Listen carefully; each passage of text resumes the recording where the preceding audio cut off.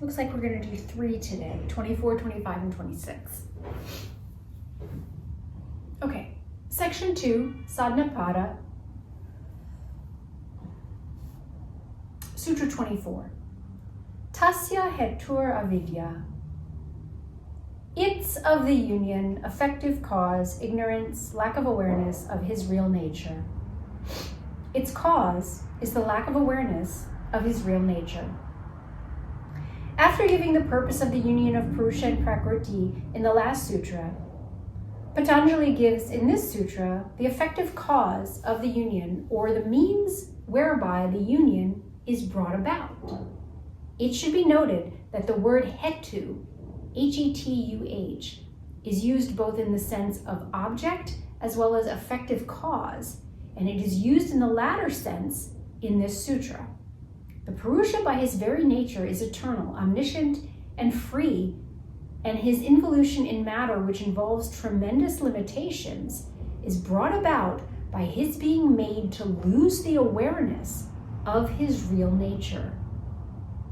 The power which deprives him of this knowledge, or rather awareness, of his real nature is called Maya, or illusion in Hindu philosophy, and the result of this privation of knowledge is called avidya, or ignorance.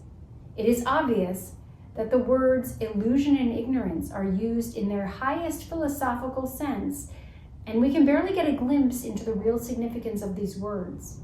To understand Maya and avidya in the real sense is to solve the great mystery of life and to be free from their domination. This is the end and not the starting point of the search. Isn't that interesting? How avidya brings about in its train the other kleshas and lies at the root of all miseries to which embodied life is subject has been dealt with already in explaining the nature of the kleshas.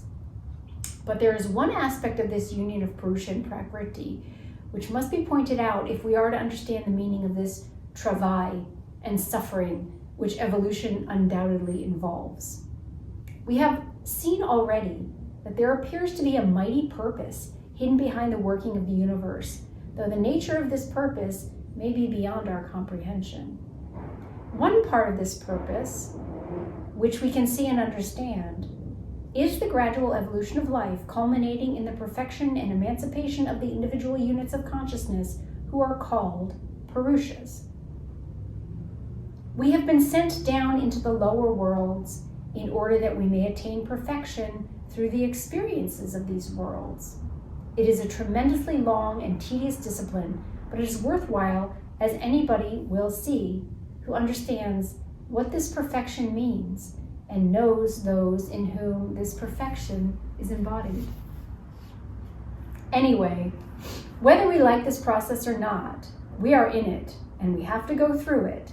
And it is no use behaving like children who try to avoid going to school and have to be sent there against their will. The best way of freeing ourselves from this necessity is to acquire perfection as quickly as we can. Then there will be no necessity of our being forced to remain in this school, and our freedom will come automatically. It is very necessary to point out this aspect of our bondage, because there are a large number of aspirants, especially in India, who have a rather strange notion with regard to the cause and nature of the bondage in which they find themselves. They do not take life on the lower planes as a kind of school in which they have to learn certain things, but rather as a prison from which they have to escape as soon as possible. They hardly realize the implications of this attitude, which really means that they consider God as a heartless being who sends his children into the lower worlds just for the fun of seeing them go through all this pain and suffering. If life in the lower worlds is taken as a school, then we shall not only feel no resentment against the severe discipline to which we are subjected, but will also adopt the right means for getting out of the miseries and sufferings which are incidental to this life. The right means, obviously, is that we should learn the necessary lessons as thoroughly and as quickly as possible, instead of merely devising means of escape which are bound to prove ineffective in the long run. Seen in this light, yogic discipline is merely the last phase of our training, whereby our education is completed and rounded off before we are allowed to lead a free and independent life. Sutra 25. Tad-abhāvāt, tad-abhāvāt, saṃyoga-abhāvo, hānaṃ tad-dṛśeḥ, kaivalyam. Tad-abhāvāt, saṃyoga-abhāvo, hānaṃ tad-dṛśeḥ, kaivalyam. Of that, avidya, from absence or elimination of union, association, disappearance is avoidance, remedy that of the seer is isolation, separation from everything, liberation. The dissociation of Purusha and Prakriti, brought about by the dispersion of avidya, is the real remedy, and that is the liberation of the seer. If the union of Purusha and Prakriti has been brought about by Maya or avidya and leads through the development of the kleshas to the misery and sufferings of embodied existence, it follows logically that the removal of these latter is possible only when the union is dissolved by the destruction of avidya. The union is the sole cause of bondage. Its dissolution must therefore be the only means available for emancipation or kaivalya of the seer. The bondage is maintained by the Purusha, identifying himself with his vehicles right from the atmic to the physical plane. The release is brought about by his disentangling himself in consciousness from his vehicles, one after another, until he stands free from them, even though using them merely as instruments. It should be clearly understood that the dissociation of consciousness from a particular vehicle is not merely a matter of understanding brought about by a process of reasoning and intellectual analysis, though such efforts can help us to a certain extent in relation to our lower vehicles.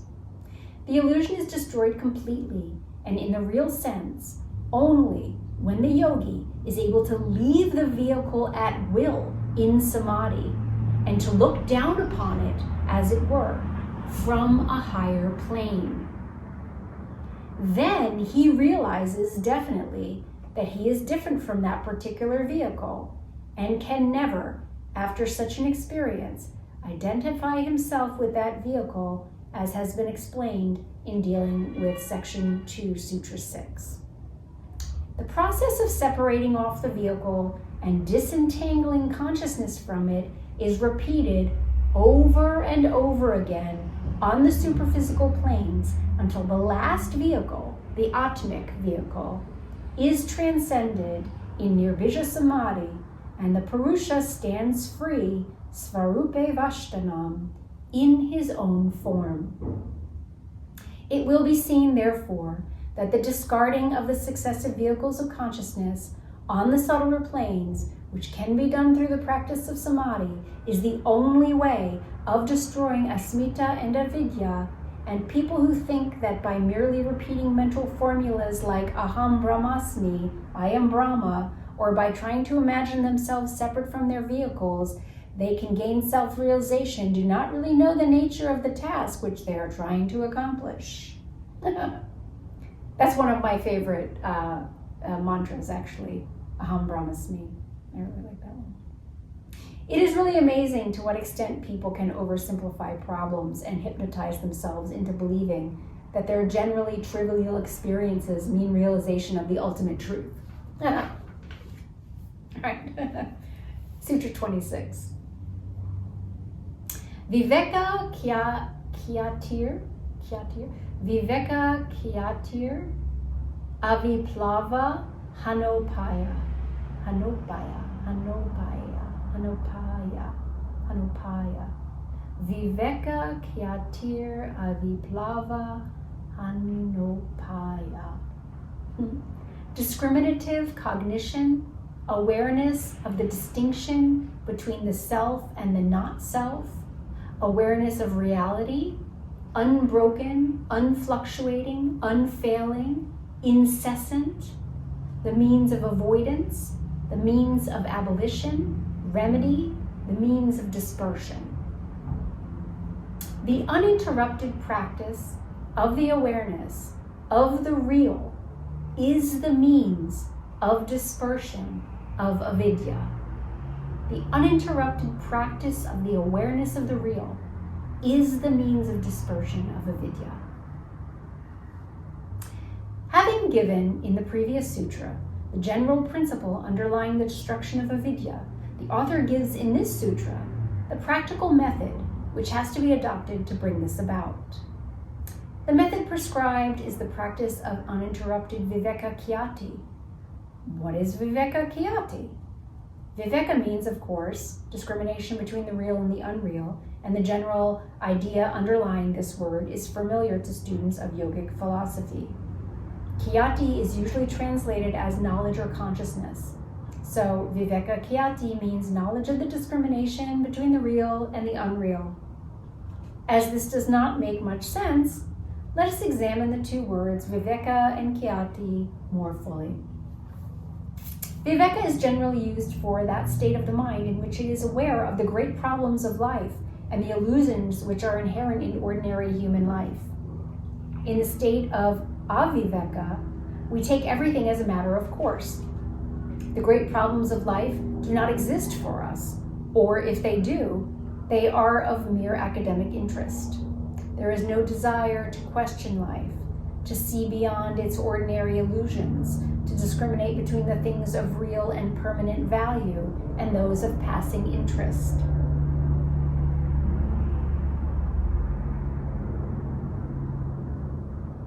When the light of viveka dawns on the mind, all this changes.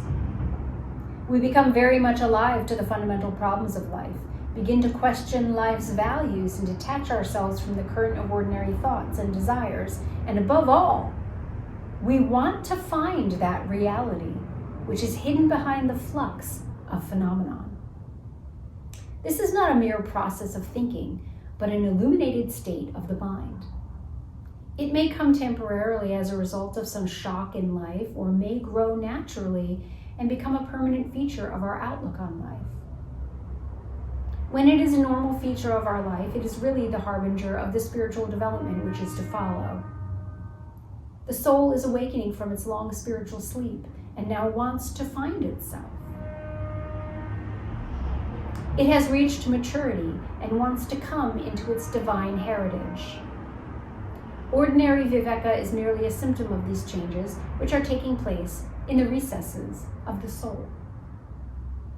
Now, the point to be noted here is that this kind of viveka is only a reflection of the spiritual consciousness into the lower mind, a sensing, as it were, of the reality hidden within us. It is not an actual awareness of reality. Viveka-khyāti is an actual awareness of reality, a direct, immediate contact with the innermost spiritual consciousness, pratyaksa, knowledge of reality. What the sense of touch is to the sense of sight, that is, viveka to viveka-khyāti, in the case of the former, we merely sense the reality within us more or less dimly.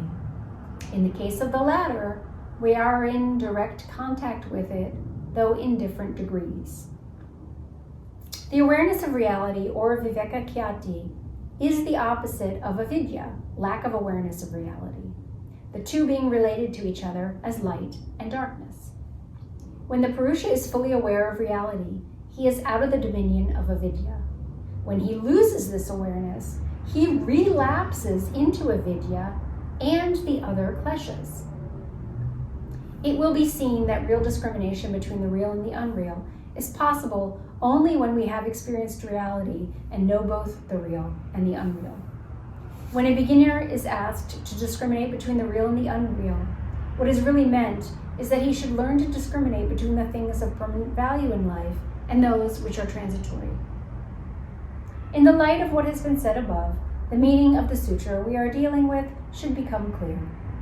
Since avidya can be overcome only by the awareness of reality, the cultivation of the latter obviously is the only means whereby release from bondage can be achieved. The significance of the word aviplavā is, of course, apparent. The awareness must be continuous, undisturbed. It is only then that kaivalyam may be considered to be attained. A mere glimpse of reality does not constitute kaivalya, although it certainly shows that the goal is near. The Purusha must have reached the stage where this awareness can no longer be obscured, even temporarily, by avidya. This point is developed more fully in the last section. Okay, and then 27 is short, so let me read 27, and then we'll do 28 in the next one, okay? Tasya saptadha pranta bhumi prajna. Tasya saptadha pranta bhumi prajna. His, Purusha's, sevenfold, a definite stage, step layer bordering province, the cognitive consciousness. In his case, the highest stage of enlightenment is reached by 7 stages. This sutra merely points out that the state of uninterrupted awareness of reality is attained through 7 stages. After the yogi has obtained his first glimpse of reality, he has to pass through 7 stages of increasing awareness before he reaches the final goal of kaivalya. The word prantabhumi is used to indicate that progress through these stages does not take place by sudden jumps, as it were, but by gradual transition from one stage to another, like traversing a country divided into 7 adjacent provinces.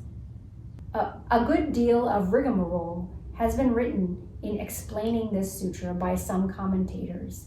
It is quite natural that the process of attaining full enlightenment should be gradual and should be attained by stages. But to identify these transcendent changes in consciousness with ordinary processes of thinking, as has been done by some commentators, is really absurd. It is better to leave the problem as it is, as a matter of transcendent experiences which cannot be interpreted in terms of the thinking process.